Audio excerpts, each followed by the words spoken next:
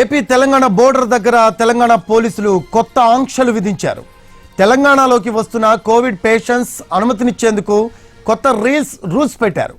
ఆసుపత్రిలో బెడ్స్ కన్ఫర్మేషన్తో పాటు ఆసుపత్రి నుంచి పత్రం ఉంటేనే అంబులెన్స్లను అనుమతినిస్తున్నారు. కృష్ణా జిల్లా జగ్గైపేట బోర్డర్ దగ్గర తనిఖీలు నిర్వహించి ఆసుపత్రుల అనుమతి పత్రాలు లేని అంబులెన్స్లను తిప్పి పంపేస్తున్నారు. సాధారణ ప్రయాణికులకు మాత్రం ఎలాంటి ఆంక్షలు లేవు.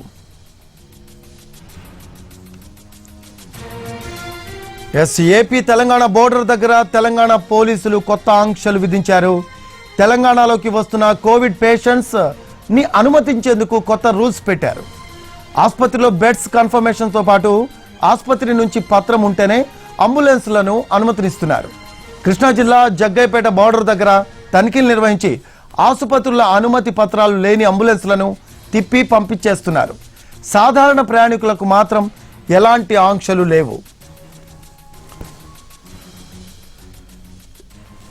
ఇదే అంశానికి సంబంధించిన మరిన్ని అప్డేట్స్ మా కరెస్పాండెంట్ శ్రీకాంత్ అందించడానికి అందుబాటులో ఉన్నారు ఫోన్ లైన్ లో.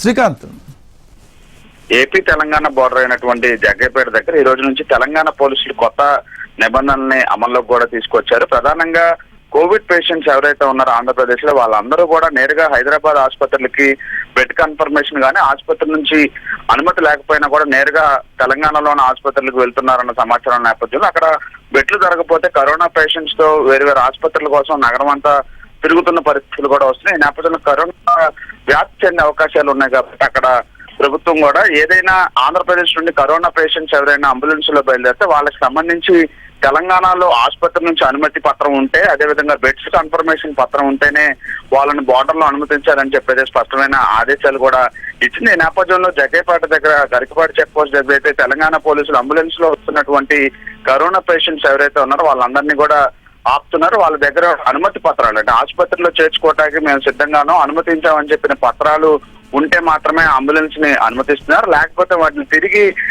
ఆంధ్ర భూభాగంలోకి అంటే వెనక్కి తిప్పి జగ్గైపేట నుంచి విజయవాడకు అయితే పంపించేస్తున్న పరిస్థితి కూడా ప్రస్తుతం అయితే నెలకొంది. ఈ రోజు నుండి స్పష్టమైన ఆంక్షలు అయితే తెలంగాణ పోలీసులు అయితే అమలు చేస్తున్నారు. మరోవైపు ఈ రోజు నుండే ఈ పాస్ ను కూడా అమల్లోకి తీసుకొస్తున్నట్టుగా ఏపీ పోలీసులు కూడా చెప్పారు. కాబట్టి ఇక్కడ 12 గంటల తర్వాత నుంచి ఆంధ్రాలో కర్ఫ్యూ ఉంటుంది కాబట్టి ఈ పాస్ ఉన్న వాళ్ళ వాహనాలను మాత్రమే ఆంధ్రాలోకి అనుమతిస్తూ ఈ పాస్ అయితే ఈ రోజు నుండి అమలు చేయబోతారు. మరోవైపు తెలంగాణ పోలీసులు మాత్రం అంబులెన్స్లు అంటే కరోనా పేషెంట్స్ కి మాత్రం ఆసుపత్రులు అనుమతి ఉంటేనే ఆ పత్రాలు ఉన్న అంబులెన్స్లనే అనుమతిస్తున్నారు. ఇక సాధారణ ప్రయాణికులను మాత్రం ఎటువంటి అనుమతి పత్రాలను చూడట్లేదు. వాళ్ళని తెలంగాణలోకి అయితే అనుమతిస్తున్న పరిస్థితి. ఈ నేపథ్యంలో కేవలం అనుమతి ఉన్న అంబులెన్స్లు మాత్రమే ఇవాళ నుంచి అయితే తెలంగాణకి అంటే ఆంధ్ర నుంచి తెలంగాణ వెళ్లే పరిస్థితులు అయితే ఉన్నాయి. రవి, శ్రీకాంత్, ఓన్లీ అంబులెన్స్ కి మాత్రమే ఇది వర్తిస్తుందని మనం భావించవచ్చు, రైట్?